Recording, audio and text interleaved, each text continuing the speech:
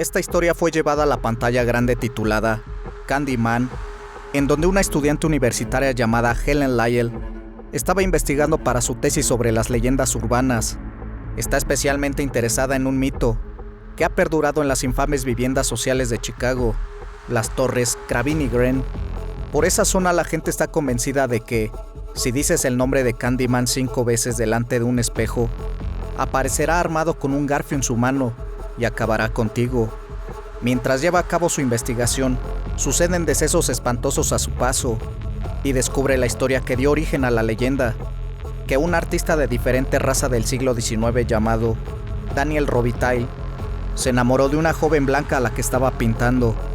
Por ese delito, una muchedumbre enfurecida de blancos lo persiguió, hasta que dieron con él dejándolo sin vida. Le cortaron la mano, lo mancharon de miel y le soltaron encima un enjambre de abejas antes de quemarlo vivo. Sus cenizas quedaron esparcidas por todo el solar donde se construyeron las viviendas sociales de Cabrini Green. Desde entonces, su espectro ha aterrorizado a los residentes, pero esta cinta fue inspirada en un hecho real. Bienvenidos a Historias Cronológicas. La Nochebuena de 1939, la familia Corll recibía la llegada de Dean Arnold en Fort Wayne, Indiana. La estricta educación paterna le abocó a ser un niño tímido, introvertido y serio, poco sociable, e incluso tampoco ayudó que a los 7 años lo pusieron bajo tratamiento psicológico, cuando en realidad padecía fiebre reumática.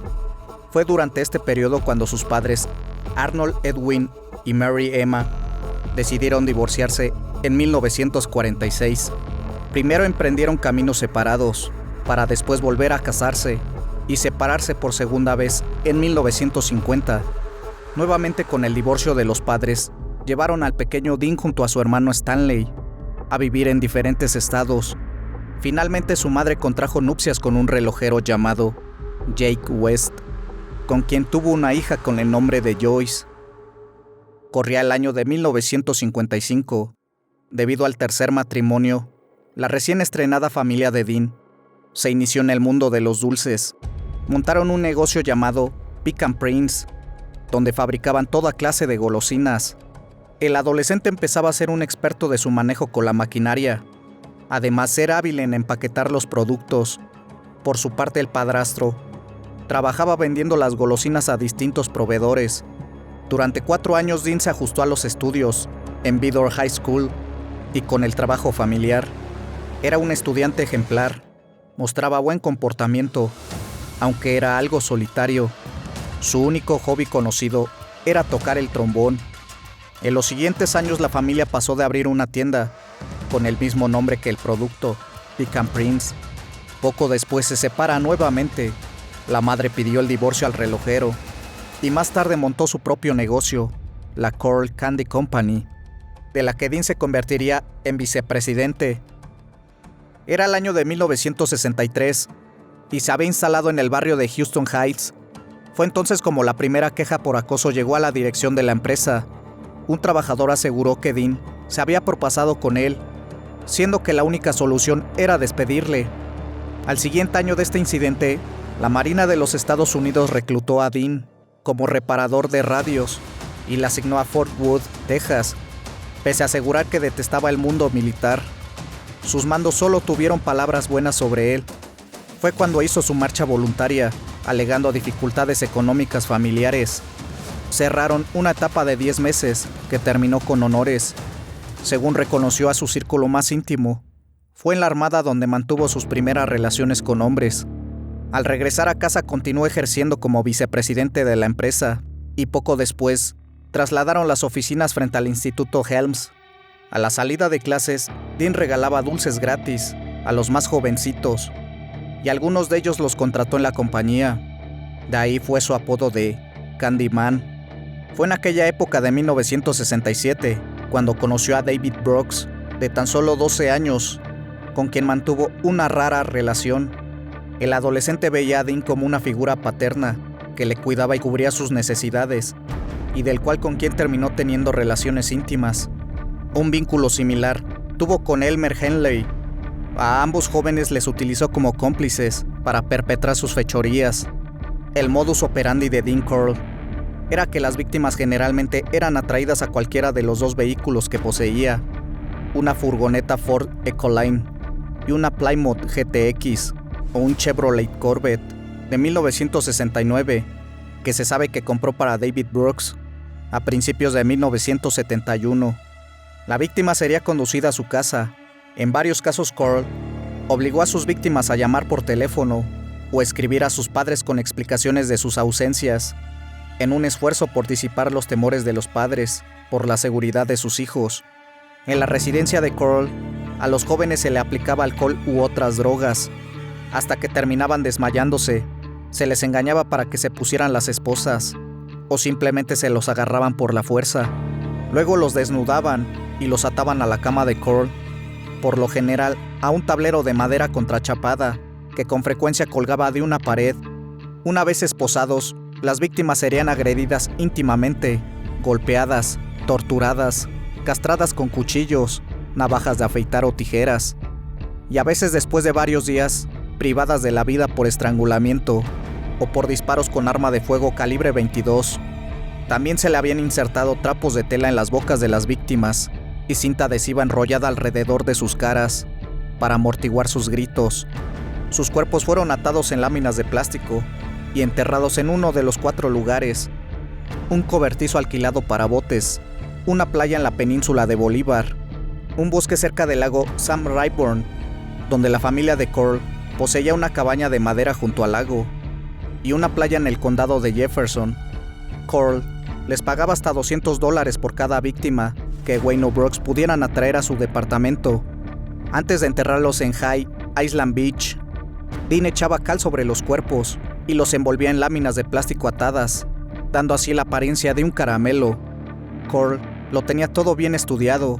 Antes de cada tortura y crimen, obligaba a los menores a llamar o escribir a sus padres para contarles por qué no iban a regresar a casa, una excusa que permitía a Candyman campar a sus anchas sin ninguna presión policial detrás, y pese a mudarse en varias ocasiones de domicilio y barrio, sus objetivos siempre los buscaba en Heights, un distrito de clase humilde en Houston.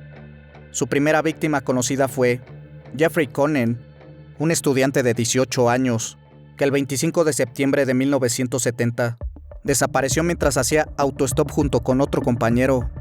2 meses después del primer crimen, llegó el de James Glass y Danny Yates, de tan solo 14 años de edad, el cual sufrieron toda clase de torturas, hasta su deceso por estrangulación, y fueron enterrados en un cobertizo. 6 semanas más tarde, los cómplices de Dean consiguieron 2 víctimas más, 2 hermanos, Donald y Jerry Waldrop, que iban a camino de la bolera y que sufrieron un maltrato similar a los anteriores jóvenes. Prácticamente todos los meses, Brooks y Henley engañaban a los adolescentes con falta de recursos económicos para que se subiesen a la camioneta de Corll y así terminar en su domicilio. Y aunque era Candyman quien cometía toda clase de torturas, Henley en algún momento también se mostró especialmente sádico con determinadas víctimas. En la noche del 7 de agosto de 1973, Henley, de 17 años, invitó a un joven de 19 años llamado Timothy Cordell Kerley para asistir a una fiesta en la casa de Corll en Pasadena. Kerley, que tenía la intención de ser la próxima víctima de Corll, aceptó la oferta. David Brooks no estaba presente en ese momento. Los 2 jóvenes llegaron a la casa de Corll, donde olieron el humo de la pintura y bebieron alcohol hasta la medianoche, antes de salir de la casa a comprar sándwiches. Henley y Kerley condujeron de regreso a Houston Heights, en donde Kerley estacionó su vehículo cerca de la casa de Henley, quien salió del vehículo y se dirigió hacia la casa de Rhonda Williams, una amiga suya de 15 años de edad, que había sido golpeada por su padre ebrio esa noche y que había decidido abandonar temporalmente su hogar hasta que su padre se pusiera sobrio. Henley invitó a Rhonda a pasar la noche en la casa de Corll. Rhonda aceptó y se subió al asiento trasero del Volkswagen de Kerley. El trío luego condujo hacia la residencia de Corll en Pasadena. Aproximadamente era las 3 de la mañana del 8 de agosto de 1973. Henley y Kerley regresaron a la casa de Corll, acompañados por Rhonda Williams, pero Corll estaba furioso porque Henley había llevado a una chica a su casa, diciéndole en privado que había arruinado todo. Henley explicó que Williams había discutido con su padre esa noche y que no deseaba volver a casa. Dean pareció calmarse y le ofreció al trío unas cervezas y marihuana. Los 3 adolescentes comenzaron a beber y a fumar. Henley y Curley también olieron vapores de pintura mientras Curl los miraba atentamente. Después de aproximadamente 2 horas, Henley, Curley y Williams se desmayaron totalmente, a lo que en breves momentos Henley se despertó y se encontró tendido boca abajo, el cual Curl estaba poniéndole las esposas en las muñecas. Su boca había sido amordazada con cinta adhesiva y sus tobillos habían sido unidos. Curley y Williams yacían junto a Henley, atados firmemente con una cuerda de nylon, amordazados con cinta adhesiva y boca abajo en el suelo. Curley también había sido retirado de sus prendas. Al darse cuenta de que Henley había despertado, Curl le quitó la mordaza de la boca.